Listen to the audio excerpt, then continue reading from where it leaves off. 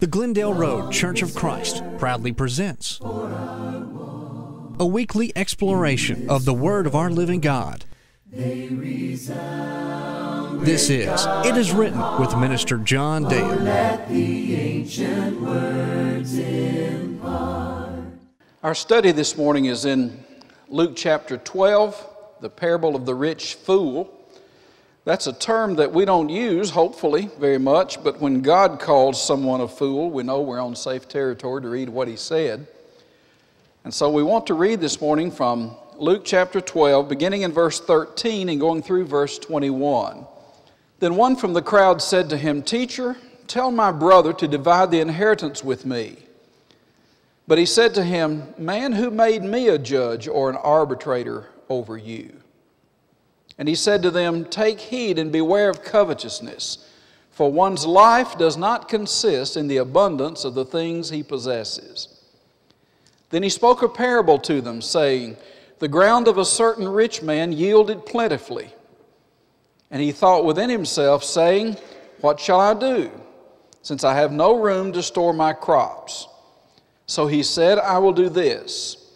I will pull down my barns and build greater barns, and there I will store all my crops and my goods. And I will say to my soul, Soul, you have many goods laid up for many years. Take your ease, eat, drink, and be merry." But God said to him, "Fool, this night your soul will be required of you. Then whose will those things be which you have provided? So is he who lays up treasure for himself and is not rich toward God." In our studies of the parables, we call it Tell Me the Stories of Jesus. We come to this very difficult one in Luke chapter 12 because it has so much rebuke in it, and yet it's one that we need to ponder, as we do all of them, to learn the lessons and to make the application. This one is obviously parallel to Matthew's account of the Sermon on the Mount in Matthew chapter 6, when Jesus has said, "Do not lay up for yourselves treasures on earth where moth and rust corrupt and thieves break through and steal. But he said, rather, lay up for yourselves treasures in heaven where neither moth nor rust corrupt and thieves do not break through nor steal. For where your treasure is, there will your heart be also." The idea of covetousness, the idea of stewardship, is a biblical concept that we really do need to study. Everybody in here has some money. And I dare say that some would say, "Yeah, but I don't have much," or "I don't have enough," or "I don't have as much as somebody else." And that's always the case. But that's not the point. The point is we need to be stewards, good stewards, of the blessings that are entrusted to our care, no matter how much they might be or how much we might think they are or aren't. The idea of stewardship comes with the concept of the warning on covetousness. And we want to be duly warned so that if we have a problem with that, we can address it. And we can actually find ourselves growing spiritually by overcoming the issues of covetousness which the Lord condemns.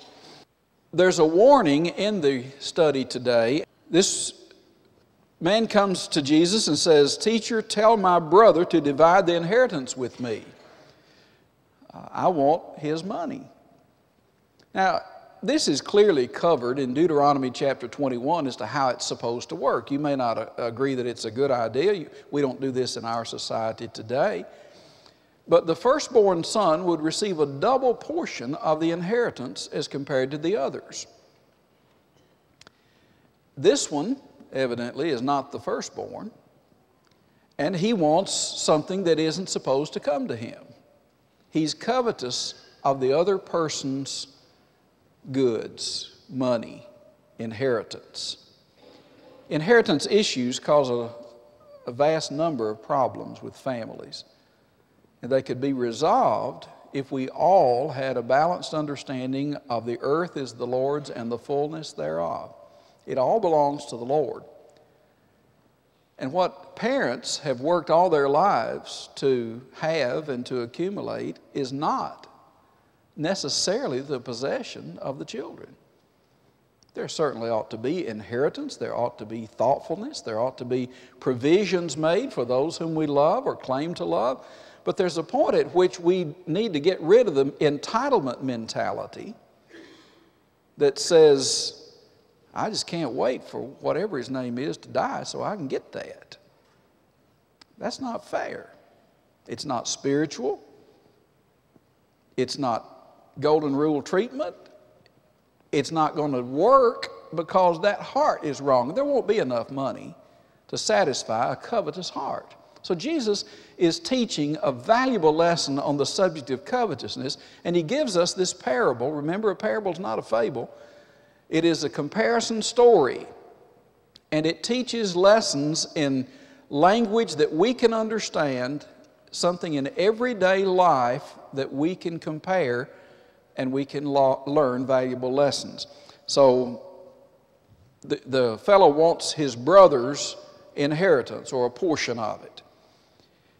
And Jesus said, "Take heed and beware of covetousness, for one's life does not consist in the abundance of the things he possesses." In other words, life is more than things. Success cannot be measured in terms of what has been accumulated. Do you remember when perhaps you were young and you did or didn't have money, but regardless of whether you had a little or a lot, you probably thought you needed more? Did you get an allowance when you were young? Or did you just have to work and earn your own from day one? If you had anything, it's because you worked and saved and scrimped. And my grandmother went through the Depression, and she was pretty sure she wanted all of us to go through it too. In other words, she wanted us to learn the lessons that she learned during the Depression. And she wasn't unkind about it, but she would often compare the bounty that she thought we had to what she didn't have when she was much younger. And by today's standards, I don't know how she would operate today if she were still alive. She'd be 125 if she were alive today. And it would be a very, very interesting appraisal of the things in her way she spoke and the way she thought. Because things were important, but things were not crucial. Things were important and they needed to be managed well, but things, that's really not what makes the world go around. Faith is more important than fortune. It always has been, and it always will be. And so Jesus is dealing with the subject of covetousness. He said your life is more important than your bank account. Your life is more important than your total net worth. Your life is not going to be measured by what you have accumulated as far as what impact you have on others and in what you do for the kingdom. It is important. Please don't let anybody tell you money's not important. I've always believed that any preacher who tells you money is not important will probably lie to you about other things too. It really is important, but it's not the most important thing, and it's not the crucial thing that comes to our faithfulness and our happiness and contentment in life. Learning how to manage it and having a good attitude towards stewardship will go a long way towards solving many, many problems that might come up in church, in family, in business, and other places. So the warning is illustrated. Jesus simply tells the story. There's a man who for years had been making a lot of money, and one year he had a bumper crop and he did not know what to do with all his grain. He decided to tear down his barns and build larger ones. No drought or depression would be able to touch him. He could lean back and enjoy himself for years to come. But God told him he was going to die that very night, and thus dashed his plans to pieces forever. God called him a fool before he told him that night, your soul will be required of you. Then whose shall these things be? Look at all your wealth. Look at your 401k. Look at all of your stocks and bonds and possessions and piled up money. Look at all of that, and then you die tonight. Now, who's going to get all that? Who's going to get it?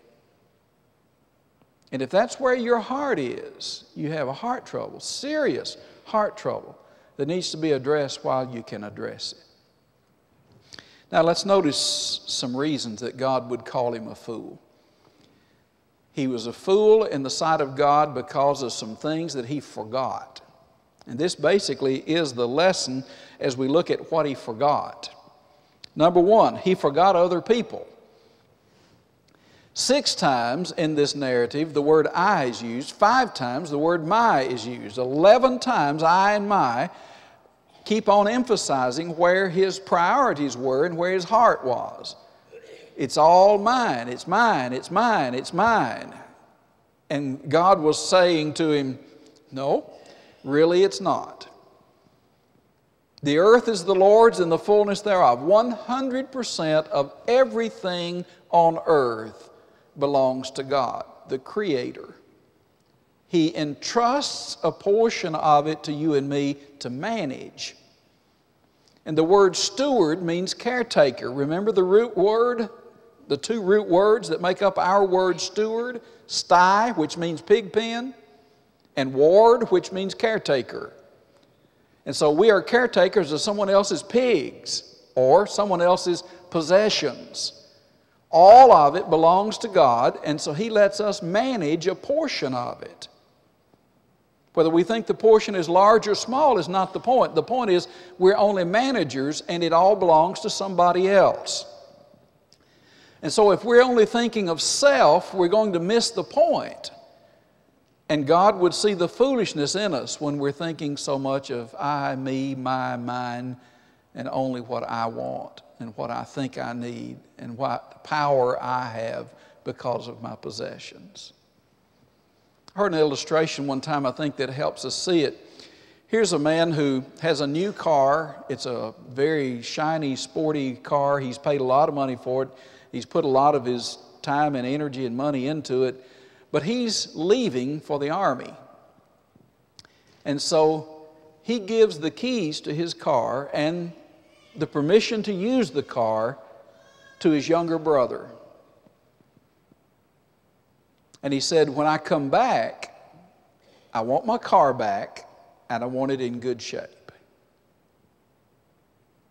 Now, he goes to serve his country and he's gone a year and he comes back. Does the younger brother have any right to take a sledgehammer and knock all the windows out of that car? No. Does he have the right to have the car painted a different color? Does he have the right to damage the car? No. Why? It's not his. It's his to use. It's his to take care of, but it's not his to misuse or to destroy. So the Lord owns everything, and he entrusts to you and me a portion of it, and we are not to be so self-centered and selfish and childish that we would end up damaging the very things the Lord has entrusted to our care. But if we're good stewards of them, we can use those things to his glory, to the good of others, to help accomplish the purposes for which he put us here. But if we have the I trouble, that is the ego problem, the middle letter in the word sin is I. The middle letter in the word pride is I. We need to know that the I trouble, the my trouble, the selfishness that can characterize any of us, even with small amounts of money or with large amounts. The amount has nothing to do with it. The heart has everything to do with it. Then we need to address it and not forget other people and focus on ourselves too much. So I and my would represent the major part of the problem. In this fellow's little world, there was room for no one but himself and his own selfish wants and needs. Number 2, he forgot that a man is more than what he owns. He did not distinguish between what he has and what one is. We need to realize that covetousness, which Paul calls idolatry, Colossians chapter 3, that this concept of material preoccupation, 1 Timothy chapter 6, we cannot afford to allow ourselves to worship the dollar and expect to worship the deity at the same time. It will not work. If we love possessions more than we love God, and if we think that we are to be measured by what we own rather than by our heart's commitment to the Lord, then we're missing the point of New Testament teaching. And so, this man conceived of life in terms of physical things. He did not distinguish between who a person is and what a person has. I realize that all of it goes together, but the fact that a person has this world's goods should not define that person in our hearts. You remember in James chapter 2, James tells the story of someone who might come into the assembly dressed in fine clothing. And James says, if you show that person the prime seats, you're kowtowing to this person because you think he has money, and yet someone comes in dressed in shabby clothing and appears to be poor, and you assume he is poor, and so you don't pay any attention to him at all. You don't even give him a seat. You tell him to sit on the floor, or why don't you just leave? James says when you do that, you're showing partiality. And when you show partiality, you're that much unlike God. And he has a rather lengthy discussion about it, at least 11 verses in James chapter 2, verses 1 through 11, that would help us understand that we can't act that way and be pleasing to God. A person is not to be measured by what he drives or where he lives or what he wears. That has a place, and it's important. You ought to go ahead and mow your yard. Try to make it look as nice as you can. But don't let it become such a preoccupation that that's who you are. That you're only interested in appearances. You're only interested in the things rather than in the heart and the people and in the Lord. Number 3, this man was considered a fool because he forgot the source of real happiness. He thought he could be happy by eating and drinking and indulging himself. Well, we need to eat and drink, and we need a certain amount of indulging in order to be able to rest and relax and to take a vacation that is rejuvenating. All that has a place. But this rich fool in our study today said, I will say to my soul, take thine ease, eat, drink, and be merry. Sometimes you might wonder where that came from. Well, it came right out of the Bible. Eat, drink, and be merry. I noticed several years ago the Dairy Queen started using it as an advertisement. I thought if they knew where it came from, they probably wouldn't use that. It's in a negative connotation in Luke chapter 12. Eat, drink, and be merry means I, me. What do I want? What do I want? What pleases me? What gratifies me? And the Lord is condemning that kind of a selfish, covetous nature. And so, as we look at it, the source of real happiness is not going to be eat, drink, and be merry. The source of real happiness is going to be found in service to the Lord and in commitment to His cause. Solomon said in Ecclesiastes chapter 2, I did all these things, I bought all these things, I built all these things, I conquered all these enemies. I did all those things that I thought would bring me real joy.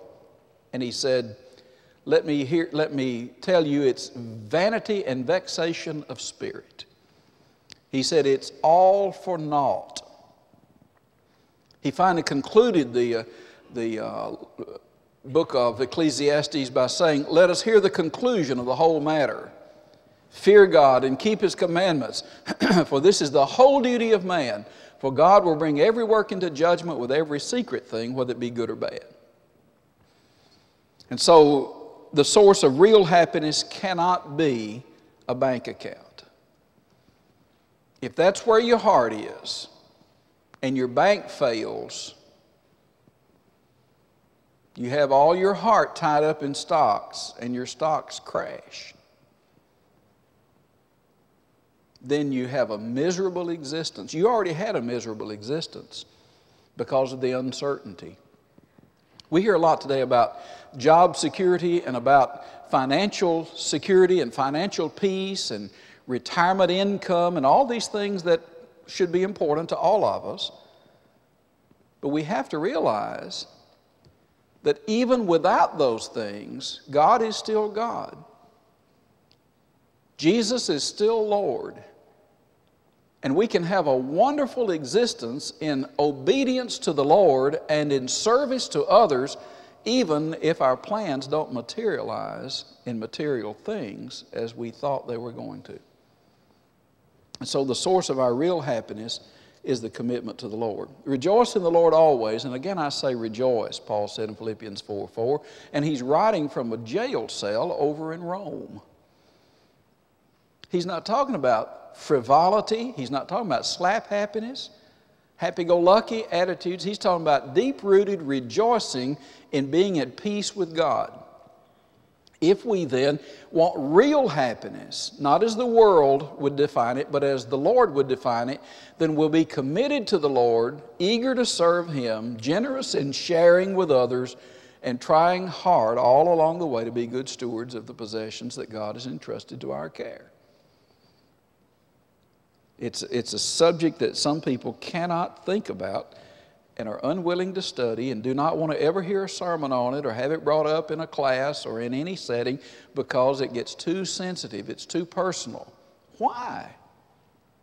Why is it so personal? The earth is the Lord's and the fullness thereof. It's all His. And so enjoy being a steward of a portion He's entrusted to your care. Be ingenious and make more. Do it honestly, but be a good steward of $1 or $1 trillion. God is still God. Jesus is still Lord, regardless of the number of dollars involved. Number 4, this man was called a fool because he forgot God. His greatest blunder was that he left God out.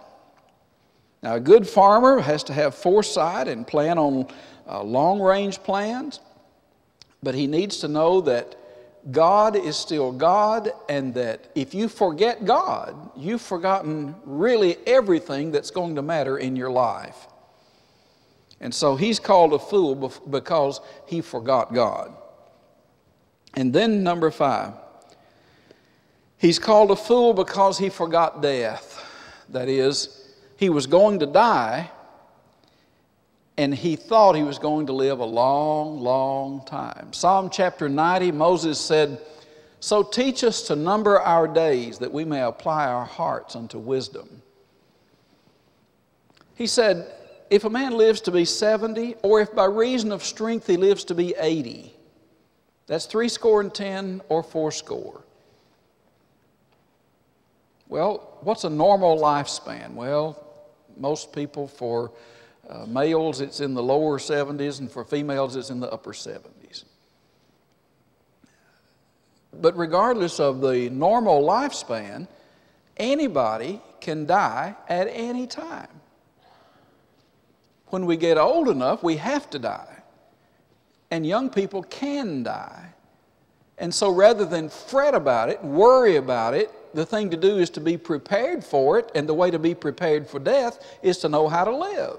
To live for God every day, recognize Him as the owner and manager of everything. He allows us to be stewards of a portion of His goods, but we're in cooperation with the owner. We're not trying to hide anything from Him.